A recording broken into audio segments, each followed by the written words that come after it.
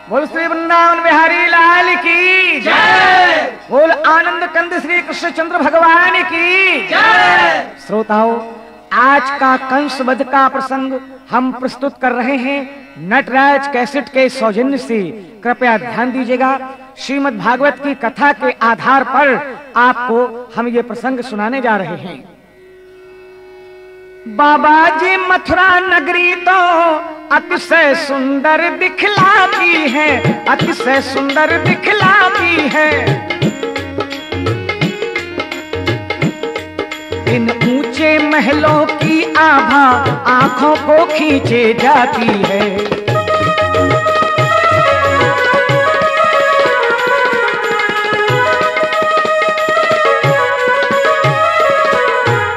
भगवान कृष्ण बलराम तथा नंद बाबा और मनसुखा छदामी मदन आदि सभी ग्वाले लोग मथुरापुरी आए हुए थे। भगवान कृष्ण ने अपने बाबा नंद राय से कहा, बाबा बड़ी इच्छा है मथुरा नगरी देखने की, यहाँ के ऊंचे ऊंचे महल, चौड़ी सड़कें देखने की इच्छा हो रही है। अगर आप आज्ञा दें तो मैं और बलदाऊ जी कुछ ग्वालों को साथ लेकर हम मथुरा का भ्रमण कर लें। बदन चूम कर लाल का बोले बाबा नंद रामा, बोले बाबा नंद, डरते हैं हम इस जगह बेटा यादव चंद।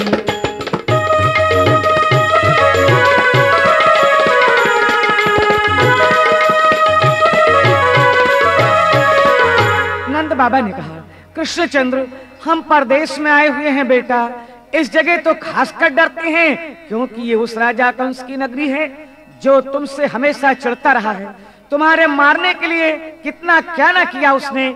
इसलिए बेटा हम ये चाहते हैं कि तुम अगर न जाते तो ठीक है, और जाना ही है तो फिर हमारी बात को ध्यान रखना। क्यों? तू सीधा है लेकिन तुझ में चंचलता और चपलता है, चंचलता और चपलता है। फिर भी ब्रज का खास लड़ाका है, झुक कर न किसी से चलता है।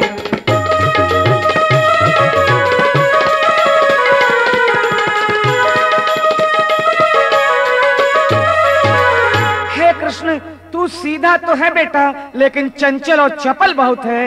फिर हमारे ब्रज का तो खास लड़ाका है, तेरा नाम लड़ने वालों में हो गया है। झुक कर किसी को चलना सीखा नहीं, डरता किसी से है नहीं तू, और इतना बड़ा नगर घूमने जाएगा कंस राजा का। इसलिए छोटा है मगर हटीला है, नटखटी और अटकीला है, झगड़ीला है, भड़कीला है, गौरव गुमान गर्वीला है।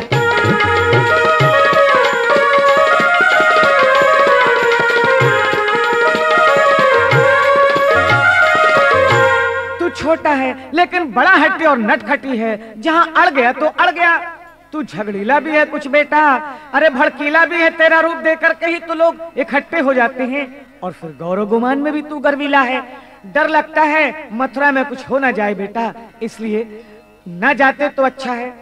तो भगवान कृष्ण हंसने लगे बड़ा भोलापन दर्शाकर कहने लगे, बाबा नगर देखने के लिए तो बड़ी इच्छा हो रही है, फिर दूरी क्या है बाबा, अभी तो देख के आ जाएंगे ना। मेरे साथ तो बलदाऊ भैया भी जाएंगे, फिर मेरे साथ दामा भी जाएंगे, मनसुखा भी जाएंगे। जाने दो ना बाबा, हाँ कर दो ना बाबा।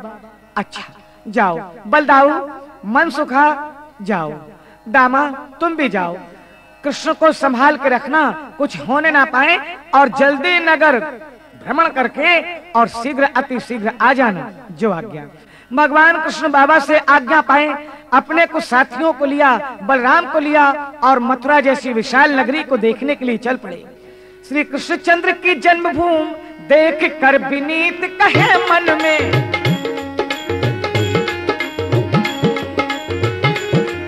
हे देव मुझे पैदा कीजिए अब से मथुरा वृंदावन में।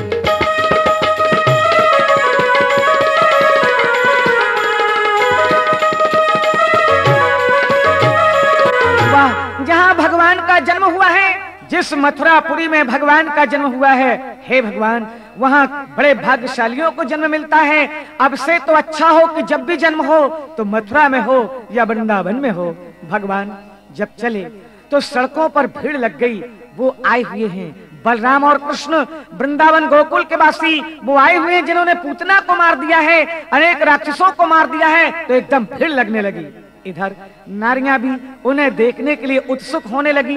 कितने अपनी अटारियों पर चढ़ गई, कितनी खिड़कियों पर, छज्जों पर, बालकनियों पर भगवान कृष्ण और बलराम का रूप देखने लगी।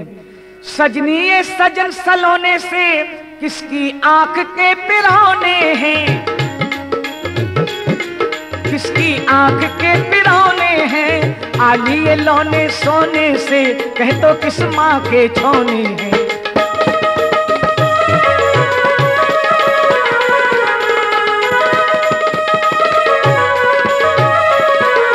भगवान श्री कृष्ण और बलराम की मोहिनी मूर्तियों को देखकर वो नारियां बात कर रही हैं। हे सजनी, ये किसकी आंख के तारे हैं, ये किसके बेटे हैं? ऐसा लग रहा है क्या कामदेव दो रूप रखकर आ गया है या राम लक्ष्मण अवतार लेकर आ गए हैं? ये देख नरी, पीछे पीताम्बरी धारी हैं, आगे नीलांबर वारे हैं। यानी आगे आगे बलराम चल रहे थे और पीछे कृष्ण। कृष्ण जरा कुछ सांवले थे, वो पीले रंग की पीताम्बरी पहने थे, बड़े ही सुंदर लग रहे थे। और आगे बलराम थे, बलराम नीले रंग की पीताम्बरी पहने थे, जो बड़ी ही सुंदर लग रही थी उन्हें। तो चतुर सखी कहने लगी, भूल गई मति धाम, हाँ हाँ भूल गई मति धाम, वृंदावन के हैं यही कृष्ण और बलराम।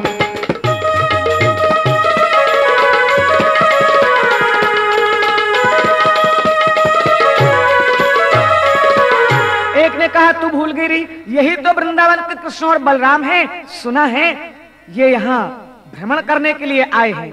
तो एक सखी कहने लगी, वाह कैसे सराहूं वृंदावन के भाग। वृंदावन तो वृंदावन है, जहाँ ये रहते हैं वहाँ का कण कण धन है। तब तक एक तीसरी ने कहा, अरे निर्दयी कंस का नाश हो जाए री, सुनती हूँ इनको धोखे से मरवाने के लिए बुलवाया है उसने। हाँ आली, लेकिन इनका कुछ नहीं बिगाड़ पाएगा वो। कहा, एक ने भूल जा सजनी ये अज्ञान रामा, हो न जाए इनकी जगह वही नीच बलिदान।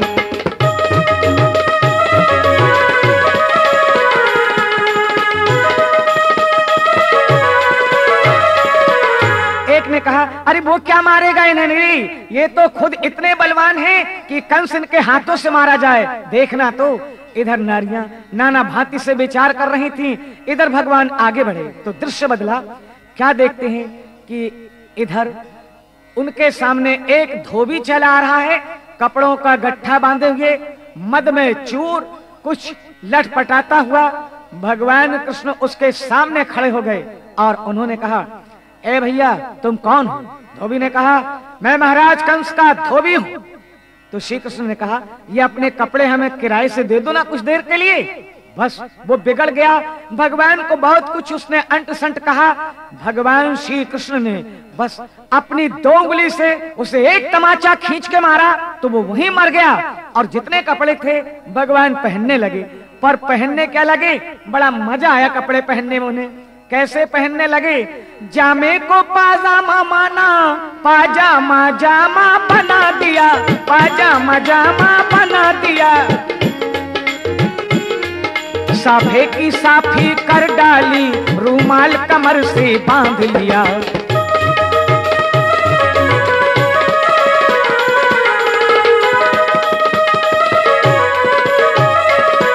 भगवान का भोलापन तो देखिए, उसमें से जो पाजामा निकला तो भगवान कृष्ण अपने दोनों हाथों से उसे सर की तरफ से पहन रहे हैं।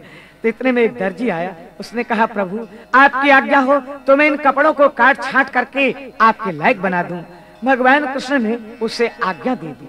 तो उस दर्जी ने उन कपड़ों को सही ढंग से काट छांट करके कृष्ण के योग्य बना दिया।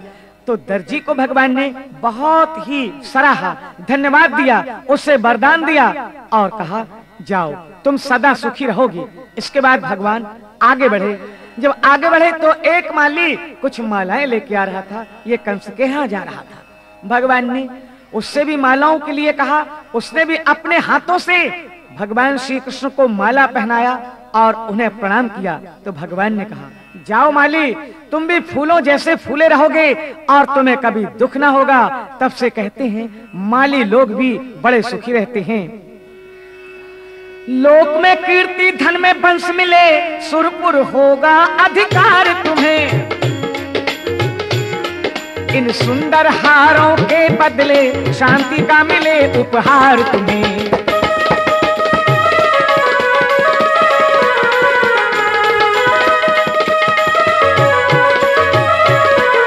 माली, तुम्हें लोक में कीर्ति मिलेगी, धन मिलेगा, वंश मिलेगा और यहाँ से जाने के बाद सुरपुर में तुम्हारा अधिकार होगा। इन सुंदर हारों के बदले तुम्हें मिले शांति का उपहार। तो माली भगवान के चरणों में गिर गया। धन्य है प्रभु। कृष्ण का मथुरा भ्रमण और भी देखिए जरा कैसे चल रहा है। भगवान कृष्ण और आगे बढ़े तो देखते क्या है कि उन्हें मार्ग में एक कुब्जा नाम की कंस की दासी मिली, जो कुब्जा के हाथ पर चंदन का कटोरा था और वो जा रही थी कंस की सभा में। वो चंदन लेकर के बस सारे कुरूप का जोड़ा मानो ब्रह्मा ने बस कुब्जा को ही बना दिया था। ये 3 जगह से टेढ़ी, इसी से इसका नाम था कुब्जा। ये कुबड़ी थी, ये कुरूप थी और चेरी थी यानी दासी थी कंस की। भगवान का मनोहर रूप देखकर बोली, सामने जाकर क्या कहने लगी कुब्जा। देखकर मोहन से बोली, मृगनैनी कहाँ जा रही हो, मृगनैनी कहाँ जा रही हो। देख कर मोहन बोले, मृगनैनी कहाँ जा रही हो। सुख देनी कहाँ जा रही हो, बिकुबैनी कहाँ जा रही हो।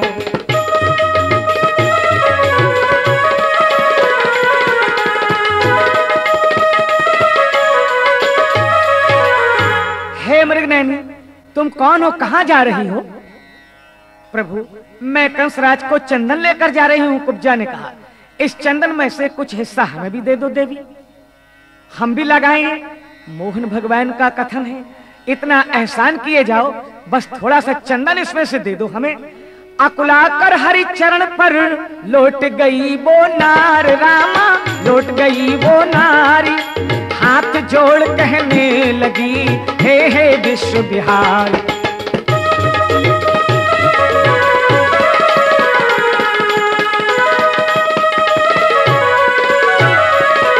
तब तो कुब्जा ने भगवान कृष्ण के सामने हाथ जोड़ते हुए कहा, हे दया निधान, हे प्रभु, हे कमल नयन, मेरी एक इच्छा थी, ये चंदन तुम निश्चित दूंगी, अवश्य दूंगी दयाधाम, पर कहीं मैं अपने हाथ से आपको चंदन लगाती तो ये मेरा सौभाग्य था। इतनी कृपा हो जाती कहीं कि ये चंदन मैं अपने हाथ से आपको लगा दूं।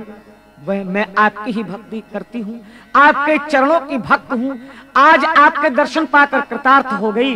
तो यो कहकर भगवान को चंदन दिया चढ़ाए रामा। ताऊ से हरि ने कहा, मंद मंद मुस्कान।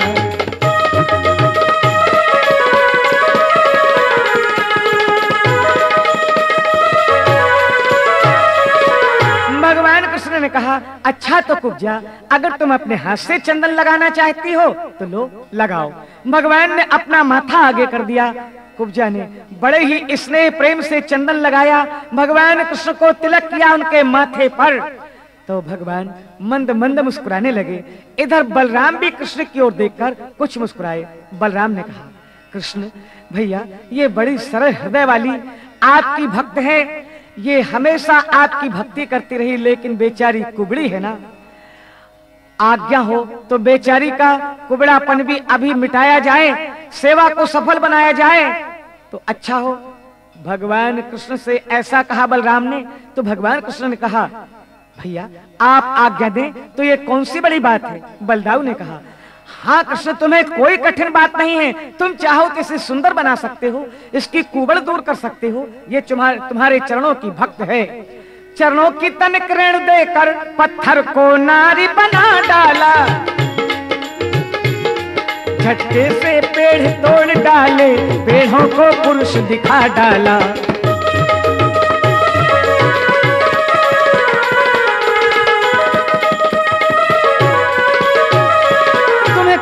काम नहीं है कृष्णचंद्र। अरे रामावतार में तुमने पत्थर की नारी अहिल्या को भी तार दिया है, तुम्हारे लिए ये सब काम मामूली है, इसलिए इसे सुंदर बना दो। भगवान ने बलराम की आज्ञा पाई और वह कुब्जा का पांव अपने पांव से दबा करके भगवान ने उसकी टोड़ी पर थोड़ा हाथ रखकर उसको एक झटका दिया और सीधा कर दिया। बस भगवान कृष्ण के हाथ लगाते ही कुब्जा तो कुब्जा न रही, उसके रूप में निखार आ गया, वो सीधी हो गई, कुबड़ी दूर हो गई, सुंदर हो गई। मोहन के हाथ लगाते ही कुबरी मिटकर छविवान हुई, फट गया एकाएक पर्दा सा, वो दासी देवी समान हुई।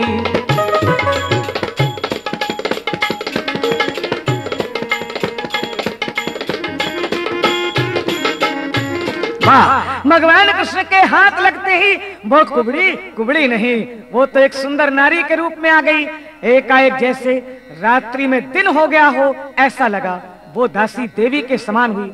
तब तो जब सुंदर बन गई तो अपना मुख घूंघट में ढांक करके भगवान को प्रणाम करती है। जय हो कृष्ण तुम्हारी जय हो। हे प्रभु, जिस दया भाव से आज इस कुबरी का उद्धार किया आपने, बस मेरे भवन को पावन कर दो नाथ, यही मेरी इच्छा है। और मेरा नाम लिखा जाए देश की ललित ललनाओं में और गिनती हो जाए वृंदावन की बालाओं में। हे कृष्ण, बस इतना वरदान दो। दासी के वचन सुन द्रवित हुए घनश्याम रामा, बोले देवी है मुझे अभी दूसरा काम।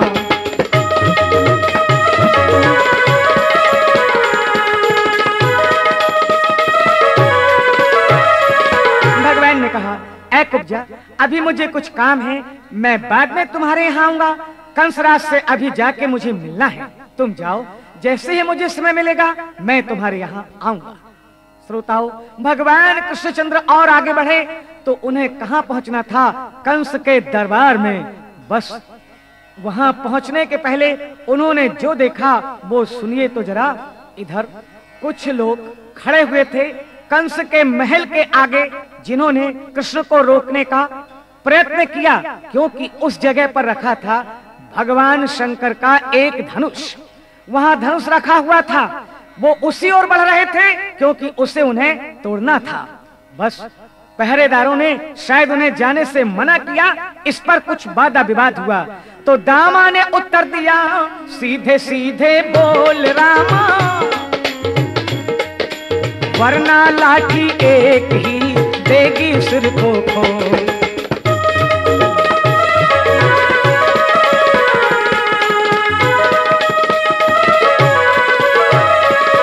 दामा नाम के ग्वाल ने पहरेदारों से कहा, ए पहरेदार, हमारे साथ भगवान कृष्ण चल रहे हैं, महाराज कृष्णचंद्र चल रहे हैं, और तुम यूं गलत बातें करते हो। अब अगर तुमने कोई भी गलत बातें की तो हमारी लाठी तुम्हारा सर फोड़ देगी। दामा के वचन सुनकर पहरेदार भैंसा और बोला, वाह, कब से आ गई ये हिम्मत ग्वालों में जो इस तरह की बातें करते हैं। अरे हिम्मत है तो लड़ो, इसके बाद तुम्हें यहाँ से जाने को मिलेगा। कहा कृष्ण ने है हम ही सच्चे शहंशाह रामा, चलते हैं हर बात में अपनी सीधी राह।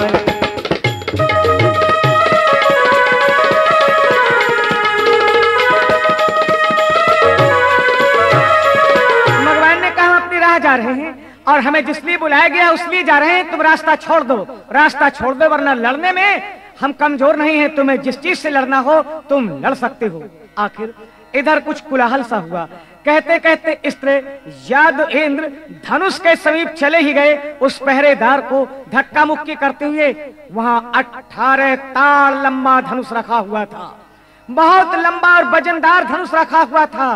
कंस के यज्ञशाला में भगवान कृष्ण ने क्या किया, 18 ताड़ बड़ा धनुआ नाथ ने उठाया उंगली पर, कुछ झटका देकर लचकाया, कुछ देर नचाया उंगली पर।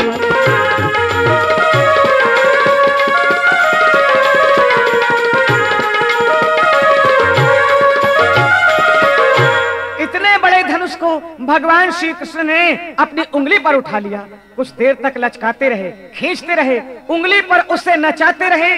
सब लोग ये देख रहे हैं कि इतना विशाल धनुष और ये छोटे से कृष्ण ने खेल ही खेल में जैसे उठा लिया हो।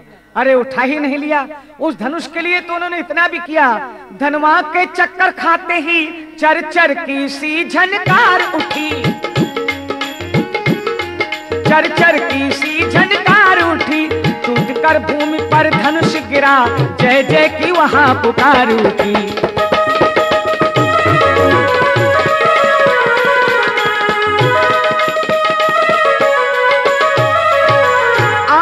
कृष्ण ने धनुआ को घुमाते हुए खींचते हुए उससे इतनी जोर से खींचा, चर चर की आवाज हुई और भगवान ने उसे एक क्षण में तोड़ दिया।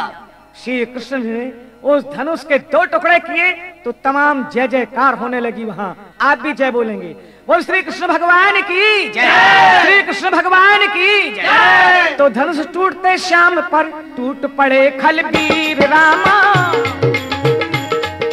धनुष खंड लेकर बढ़े उधर श्याम रणधीर।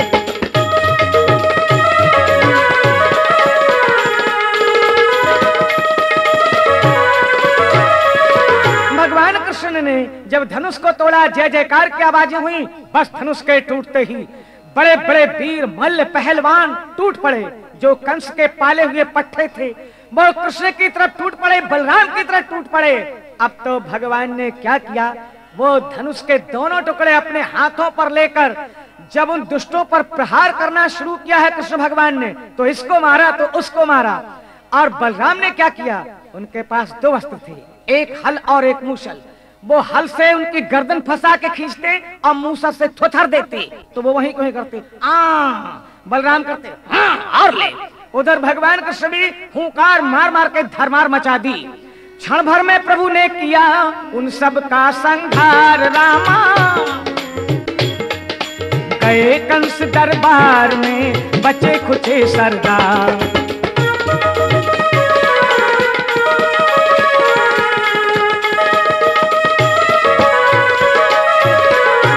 क्षण ही भर में श्री कृष्ण भगवान और बलराम ने उनका तो काम तमाम कर दिया, संहार कर दिया। कुछ बचे हुए लोग कंस के पास पहुंचते हैं और कहते हैं, बोले स्वामी हो गया गजब, काल ही नगर को घेरा है, ब्रजराज नाम से मथुरा में मौत ने लगाया डेरा है।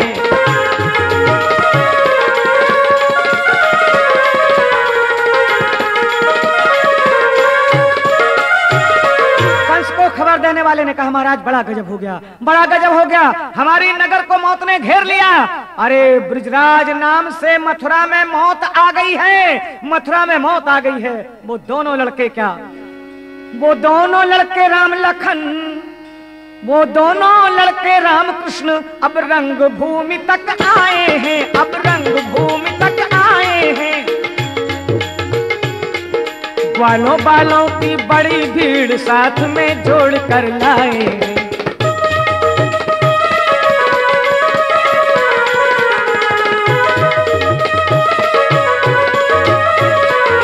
वो कृष्ण और बलराम आ गए हैं, उनके साथ ग्वालों की भीड़ है। उन्होंने धनुष के 2 टुकड़े कर दिए हैं, कईयों को मार डाला है। और वहां नगर दर्शन के लिए वो आए थे, वहां भी मारपीट की है उन्होंने। वो बड़े खतरनाक मालूम होते हैं महाराज कंस।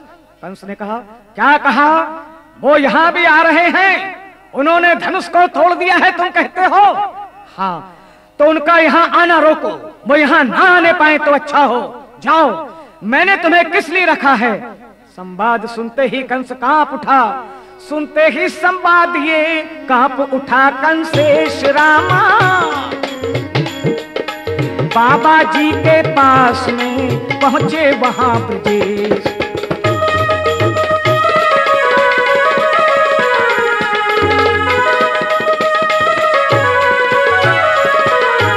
ये संवाद सुनते ही कि वृंदावन के कृष्ण और बलराम यहाँ आ रहे हैं, अरे उन्होंने धनुष को भी तोड़ दिया है, हमारे यहाँ के कुछ लोगों को मार भी डाला है। तो कंस कांप उठा, उसकी आवाज भर्राई हुई थी और गले में उसके ऐसा लग रहा था जैसे रुंधा हुआ हो, आवाज ना निकल रही हो। बार बार कहता था, उनको ले जाओ, उनको ले जाओ और यहाँ से हटा दो, यहाँ क्यों आ रहे हैं, मैंने तुम्हें किस लिए रखा है?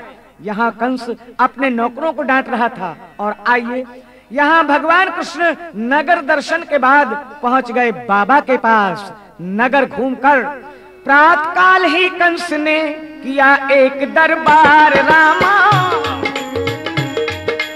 हाजिर थे जिसमें सभी शूर और सरदार।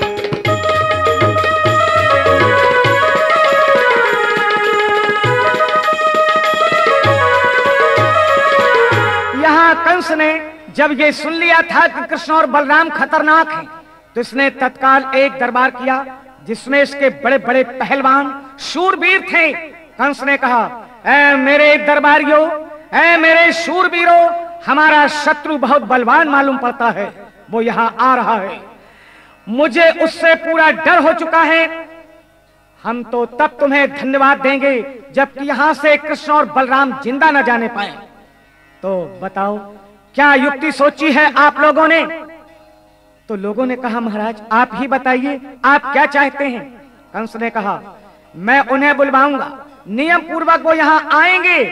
जब नंद बाबा सहित वो नंद कुमार कृष्णचंद्र यहाँ आए और बलराम आए तो दरवाजे पर एक मस्तराज गजराज खड़ा कर दिया जाए, एक बहुत बड़ा हाथी जो दरवाजे को रोककर खड़ा रहे।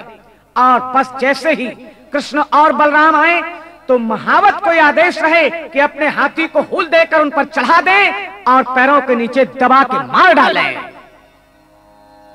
बोल श्री वृंदावन बिहारी लाल की। आप ये श्रीमद् भागवत के प्रसंग कंस वध जो सुन रहे हैं वो नटराज कैसेट के सौजन्य से सुन रहे हैं।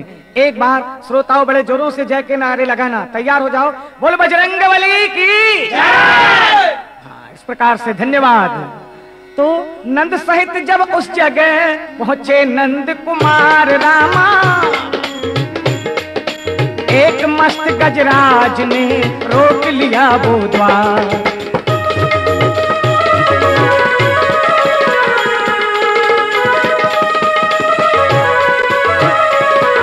इधर भगवान कृष्णचंद्र श्री बलराम के सहित नंद बाबा को साथ लिए, कुछ ग्वाल वाले भी उनके साथ थे, जा रहे थे कंसराज के दरबार में। लेकिन जिस दरवाजे थे जाना था वहां पर अड़ा हुआ था हाथी, इसका नाम था कुबलिया पीड़। कुबलिया पीड़ नाम का हाथी जबरदस्त हाथी था।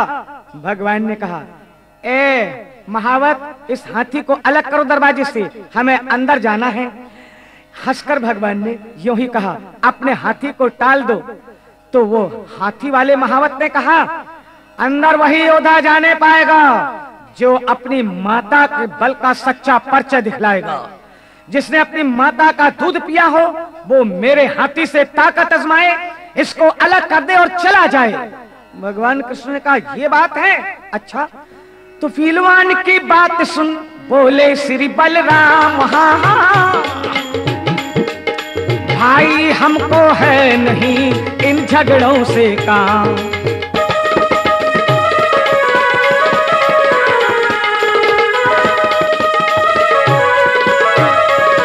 बलराम ने कहा, ओ भैया महावत, हम लड़ने नहीं आए हैं, हमें इन बातों से कोई काम नहीं है, झगड़े से कोई बात बनती नहीं है, आप तो रास्ता छोड़ दीजिए, हम जाएंगे।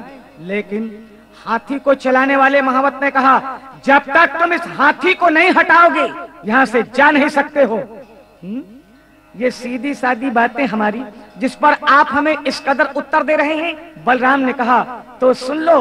बलराम जी ने कहा, हम यदुवंशी कहलाते हैं, कह दो तो रंग दिखा डालें, कर दें पसली पसली करके हाथी को गेंद बना डालें।